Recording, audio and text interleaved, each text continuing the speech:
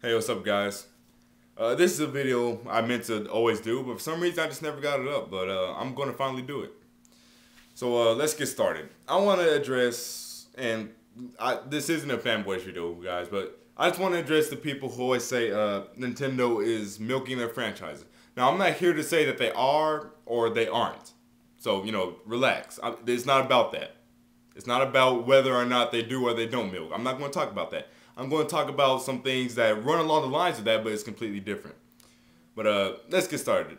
Basically, guys, the first point I want to bring up is the fact that although these franchises keep coming out, people, they evolve. They're different. For instance, look at Metroid Other M. Is that like the Metroid Prime games? You see what I'm saying?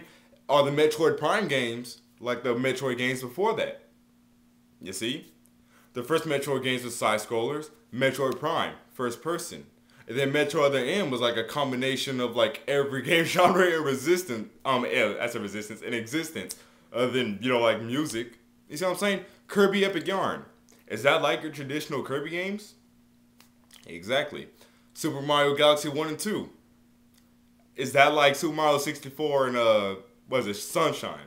Well, yeah, the jumping feels the same, guys, but overall, you guys see what I'm saying? It's a complete evolution of the Mario formula.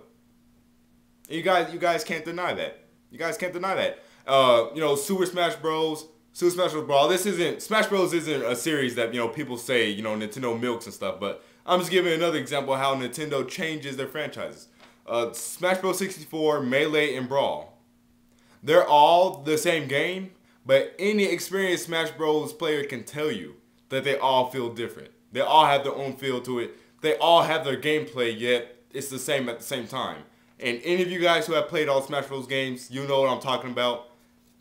I don't have to explain that. For you guys who don't play Smash Bros. Games, I know it'll be hard for you to understand. But if you play all three games, you know exactly what I'm talking about. So you see what I'm saying? Although these are the same franchises, people, Nintendo takes them to the next level. They change them up. They never stay the same. They never stay still. So we really aren't getting the same experiences. We're getting the same universe, the same character in the same universe we love, but we're getting it with a new flair, a new style to it, and that's absolutely fine. The second point I want to bring up: why do you guys think we buy Nintendo systems in the first place? Exactly, people buy Nintendo games for Nintendo systems, people. As of this generation, Nintendo has twice put out the weakest hardware, the Wii and the 3DS. And with the DS and the PSP, that's 3 generations.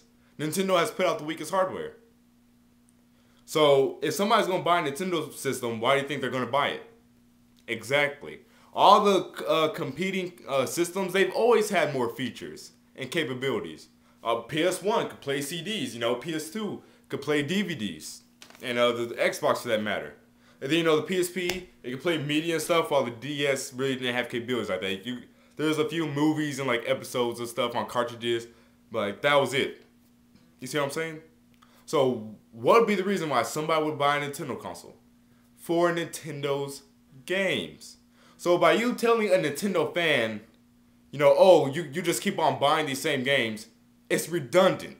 And that Nintendo fan will always look at you like you are stupid, because that's the reason why they are buying that Nintendo system in the first place. It's because they want those Nintendo games.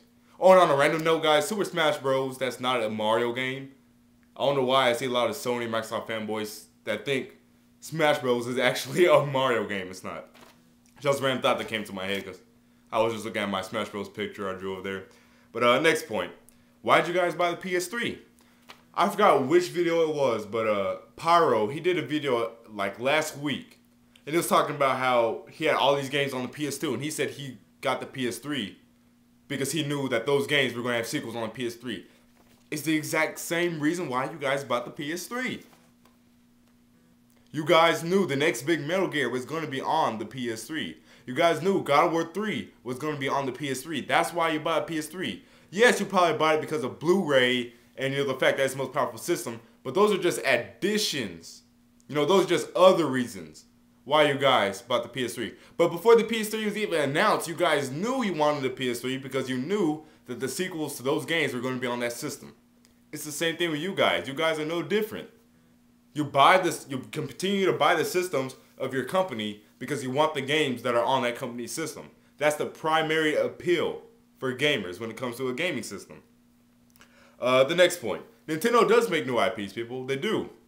It's just that either one, they don't get localized. Most of the IPs will stay in Japan, and some even stay in Europe, but they don't even come to America. So the reason why it seems like they don't make any new IPs is simply because they never really reach it here to the States. For instance, Xenoblade, that was a new IP Nintendo made. Captain Rainbow, Pandora's Tower, that was just a recently announced new IP. Miyamoto, he said he's working on a new IP, and it's not Pandora's Tower. So that's actually 2 new IPs that Nintendo's going to announce this year for the home console.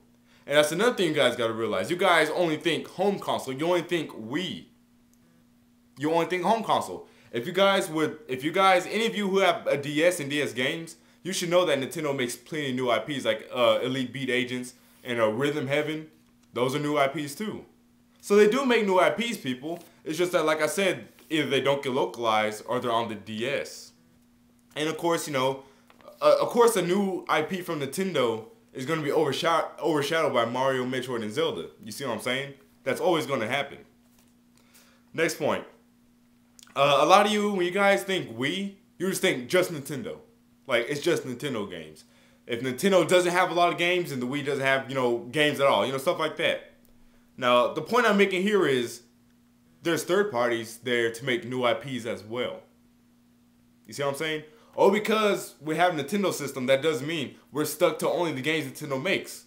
You see what I'm saying? And you gotta admit, a lot of you think like that. A lot of you think Wii, Nintendo. GameCube, straight up Nintendo. You guys act like Nintendo is the only developer for their system when they're not. Wii owners have gotten Mad World, a new IP this generation. No More Heroes, new IP this generation, starting on the Wii. There's been plenty of new IPs. There's been Monster Hunter, that's not a new IP, but that was a new IP for a Nintendo system. Red Steel, that was a new IP for the Wii. Tatsunoko vs. Capcom, new IP. So it's not The Conduit, new IP. Boom Blocks, new IP. So it's not just prohibited to just, Nintendo games, people. There's third parties out there to give us the things that we feel are lacking in Nintendo games, if anything. If we want something different from Nintendo games, we could get that on the same system. There's other developers, people. Wii does not equal Nintendo. Wii equals Nintendo and third-party developers, just like the PS3 equals Sony and third-party developers. It's not just Nintendo. Last point, and this one might start a few arguments. And I'm not saying these franchises are milked, but if you look how many Metal Gear games there's been and Ratchet and Clank games there's been, look at all those games you bought that same franchise. Again, I'm not saying they are milked, but I'm saying you guys are doing the exact same thing. Now, here's the thing. Of course, a franchise that has been around for 25 years, like Mario and Zelda and Metroid for around 25 years, of course there's going to be a lot of games in those franchise, people. I know Metal Gear's been around for around that time too, but, what was the first Metal Gear game? Was it NES or Super NES? But after whichever system that was, there wasn't a Metal Gear game until like PS1. So, like, Metal Gear, like, the franchise was kind of like dropped temporarily. But other than that, people, guys, give Ratchet and Clank 25 years. Metal Gear, 25 years. Give Killzone 25 years. Give Uncharted 25 years. That's if Naughty Dog decides to keep going with it. And see how many games there will be. There's going to be a lot of games for a series that's been constantly around for 25 years, people.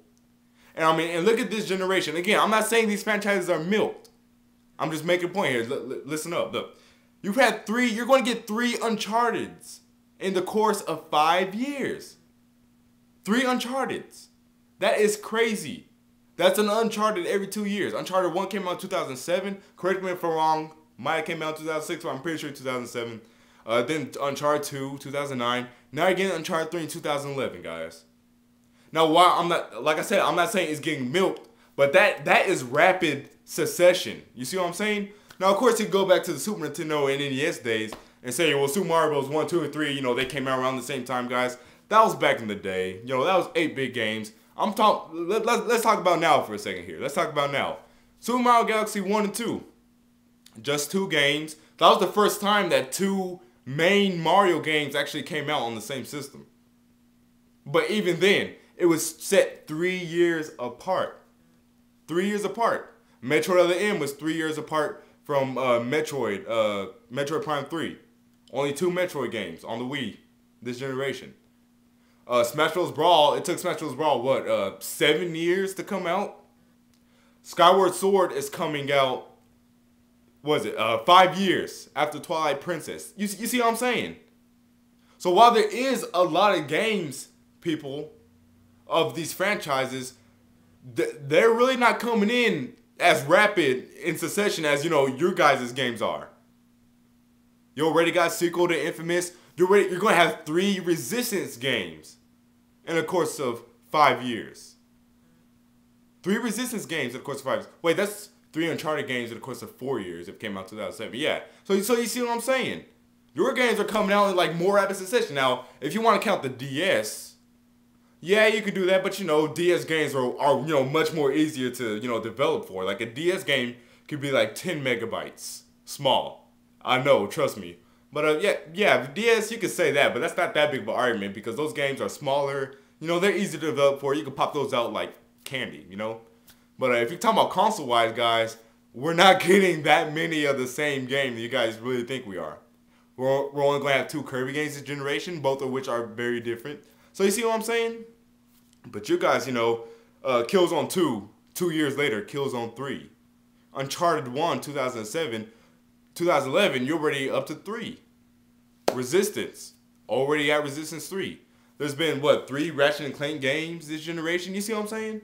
So guys, don't try to make it out like we're bad people because we play the same games, because you guys are doing the exact same thing. Like I said, give those Sony franchises 25 years, and they would have the same amount of games as well, people. But that's for this video. I'll see you guys later.